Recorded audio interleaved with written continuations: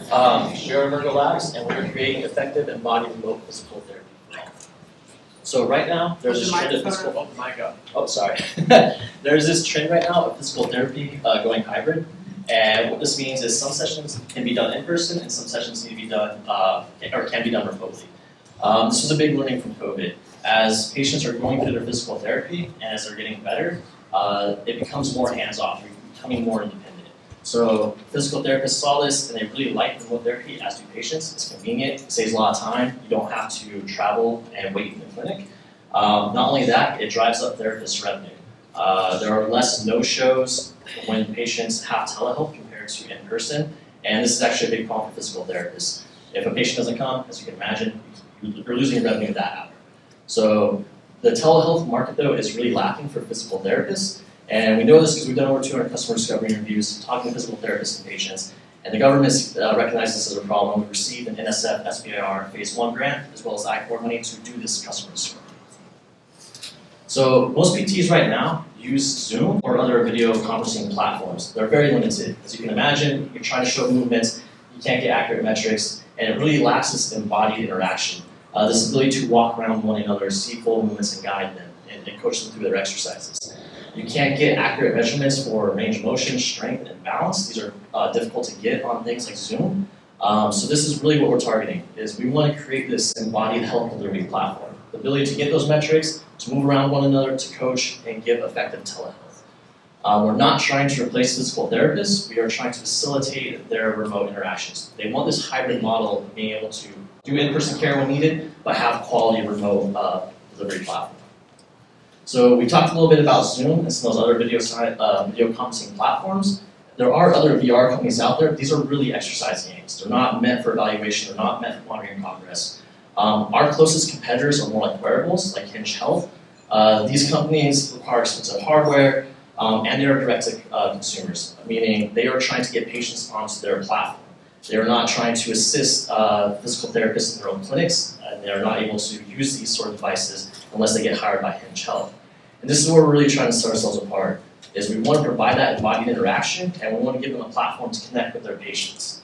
So what this looks like is a patient at home puts on a headset, they download our app, therapist at the clinic puts on a headset, and they can meet in the same virtual room. They can walk around each other, we can give them that embodied interaction, and they can have those sorts of metrics in real time. Since we're collecting these metrics through algorithms, we can also do auto documentation for them, which saves them a lot of time and gives them more time with their patients. So my two co-founders, Aviv and Ash, and I have all gone through physical therapy for different injuries, and this is what led us into this line of research during our PhDs. We have multiple publications together, as well as a couple of grants to get started on this. We have a provisional patent on our machine learning algorithms that we use on our platform, and we're working on another patent strategy right now for our platform. We also brought on Dr. Sean Wells, who has over 10 years experience as a concierge physical therapist, and he's been really key to helping us understand what these customers need, these therapists need. So if we take a look at the market, outpatient physical therapy is a $34 billion market. We're focusing on concierge physical therapy. This is cash-based PT. We're doing this, this helps us avoid the obstacles of insurance, which can be very long, tedious, require clinical trials.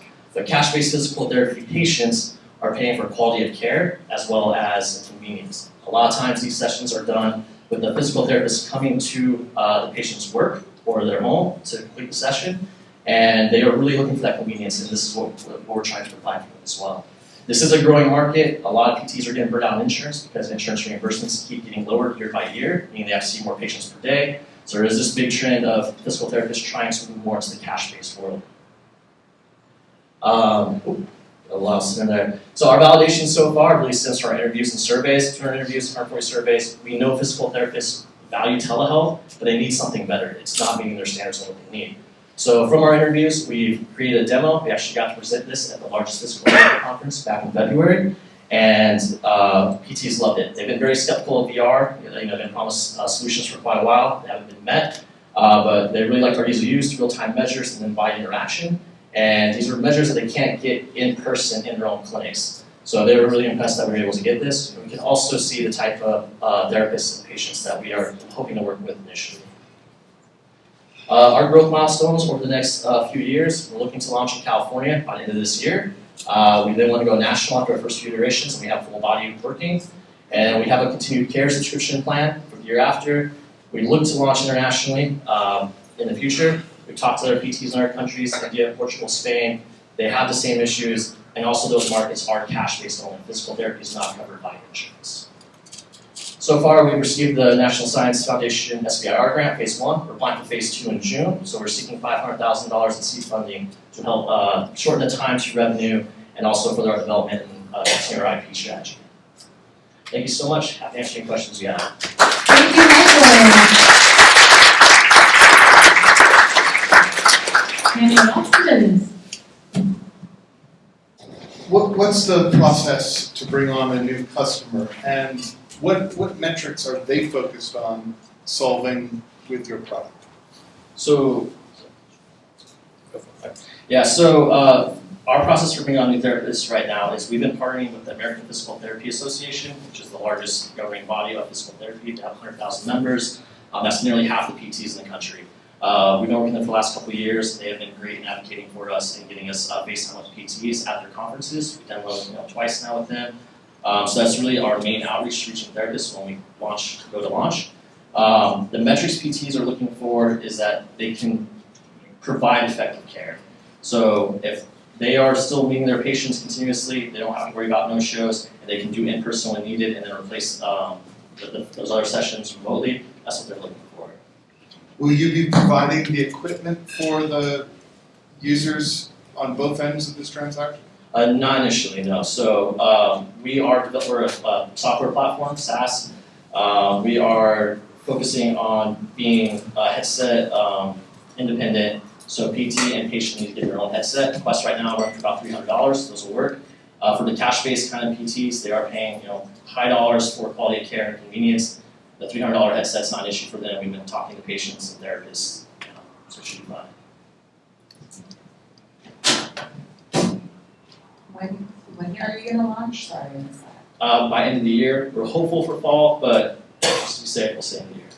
And how many offices are you signing up with, or physical therapists? Do you expect those? We have 50 on our wait list right now, so we're hoping for initially 40. We have some partnerships we're working with clinics, but as far as cash-based PTs, 40 initially. So, if a PT does a session over Zoom, what are they missing? How is that different than when you do it in person? Yeah, so when you think about Zoom, we're talking to physical therapists, they let us know it's very unintuitive. A lot of people actually have a lot of hard time setting up Zoom calls on their phone or their laptop, and also they have a hard time placing their cameras in a view that I can imagine putting on a headset's harder. Well, if you put on the headset, it's usually more intuitive because it is more reaching, and UX can make a lot better. But as far as the camera angles for a PT to see how a patient moves, we hear about people setting their phone on the ground, face down, not realizing that therapists can't see them. But if you have the headset and controllers, everything is very intuitive at that point, and we can, once they're in it, we can provide all the pictures that they're looking for. Are you targeting different PTs with different clientele? Because I imagine a lot of PTs that have cash-based patients, that's going to be an older clientele, but I would think that would be a more challenging clientele with this technology. So that's interesting to bring that up. That's what we thought too before talking to patients and therapists. We've heard very often that actually older clients actually really enjoy this. It's more fun for them. They're pretty excited about the technology.